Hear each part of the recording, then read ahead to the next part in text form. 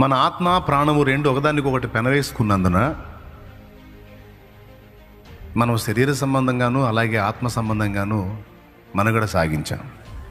దేవుడు అలా రాజీ పడట్లా, అది ఇక్కడ ప్రాబ్లం. నేను అట్లా ఊరుకోనబ్బాయి అంటాడు. మరి ఎట్లా అంటే పూర్తిగా దేహ సంబంధిగానే ఉండు లేదా ఆత్మ సంబంధిగానే ఉండు. నువ్వు సగం అది సగం ఇది అంటే నాకు నడవదు అంటాడు. నేను ఒప్పుకోను అంటాడు దేవుడు.